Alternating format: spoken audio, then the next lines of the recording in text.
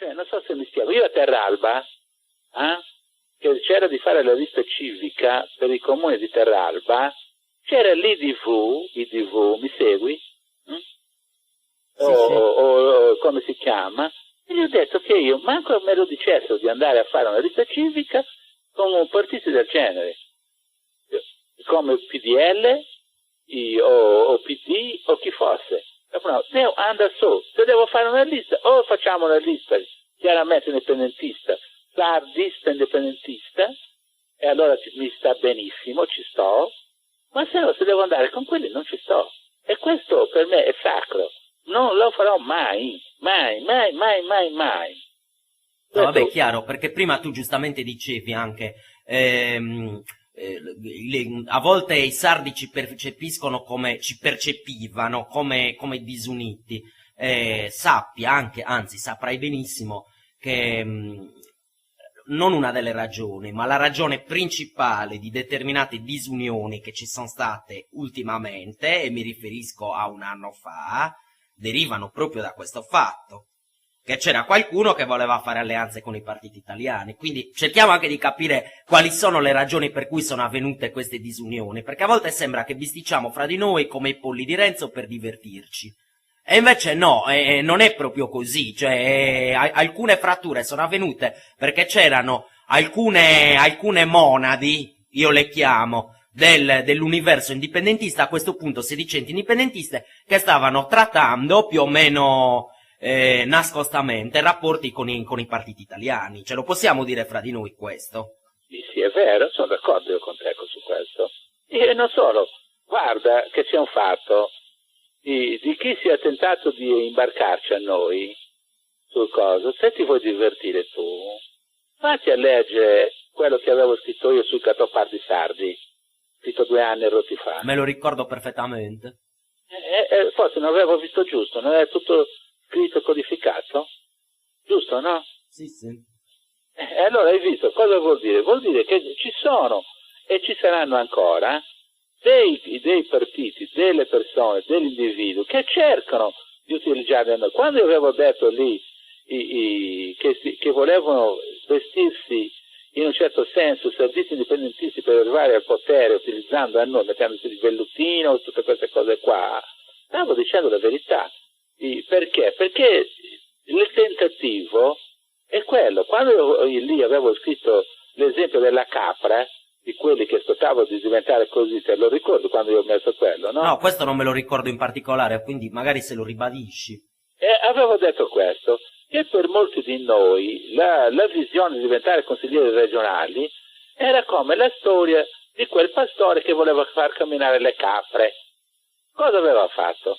Aveva preso un bastone, l'aveva legato alle corna della capra K che conduceva, e ci aveva rimesso una carota appesa, per cui la capra camminava sempre per raggiungere la carota, ma la carota, siccome era legata alle sue corna, lei non la poteva mai raggiungere, no? Chiaro. Hai capito? Per cui rimaneva chilometri camminando sulle montagne, sul coso, ma alla fine la carota per lei era sempre irraggiungibile. Perché l'avevo detto? L'avevo scritto per quello che noi stiamo parlando, uno di quelli che tentavano di fare questo, hai capito? Io l'avevo polarizzato e scritto con questa parabola, in un certo senso. Perciò, cosa vuol dire? Che nel mondo indipendentista chi sta o chi ha fatto queste cose è perché ha delle ambizioni individuali e personali caricate proprio in un modo massimo, un'ambizione sfrenata che li porta a fare degli errori macroscopici, perché fa il vuoto attorno a sé. Cioè, tradotto in parole povere, porta a queste divisioni, a queste discrepanze, a queste discussioni.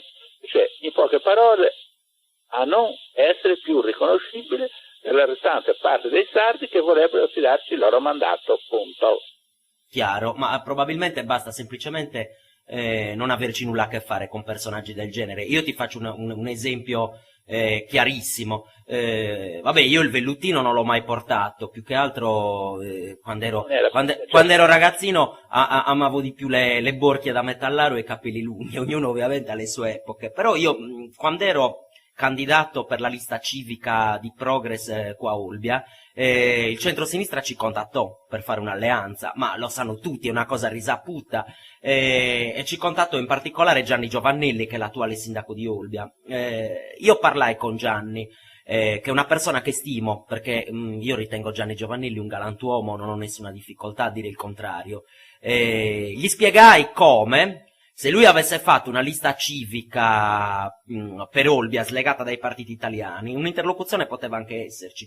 Lui ha fatto la classica lista civica di centrosinistra, lui era sostenuto dal partito di Fili, da Futuro e Libertà per l'Italia, da SEL, da Sinistra Ecologia e Libertà, e PD, Italia dei Valori, e poi c'era qualcos'altro di cui francamente adesso non ho memoria. E io gli ho spiegato che non c'era nessuna pregiudiziale nei suoi confronti, ma che era innaturale l'alleanza politica fra un movimento indipendentista e dei partiti italiani. Ma noi tutto questo l'abbiamo fatto e l'abbiamo detto alla luce del sole. Non siamo andati a tramare nelle segrete stanze e poi a negare di averlo fatto.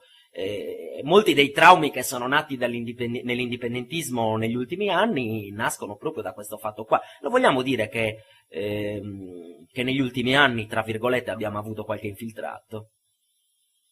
Ma può anche darsi che ci sia qualche infiltrato meno, però come ho detto anche altre volte, guarda, io su queste cose me ne guardo bene da pensare che siano reali, per una semplice ragione.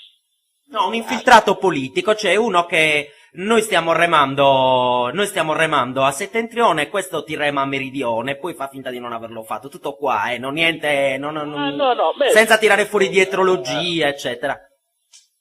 Dimmi. Questo, sì, ma guarda, non abbiamo bisogno di infiltrati, passiamo a noi, e cioè la morale su queste cose qua è che noi, il problema degli indipendentisti è questo.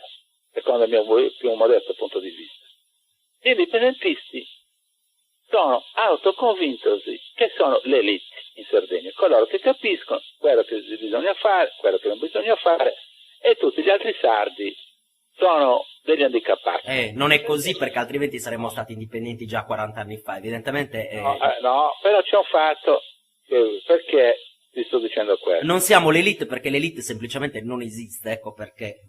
Sì, ma molti di noi sono convinti di questo, non parliamo, guarda, è così, perché anche, per esempio, c'è una classe intellettuale qui in Sardegna che è sempre sull'orientamento sardista e indipendentista, e sotto straccia, non lo dice mai ufficialmente, ma c'è, mi segui, ci sono, tu vai tranquillo che ci sono. E cosa vuol dire questo?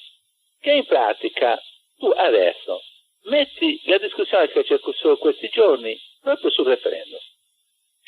Ciò che senti sempre dire, i sardi non sono pronti,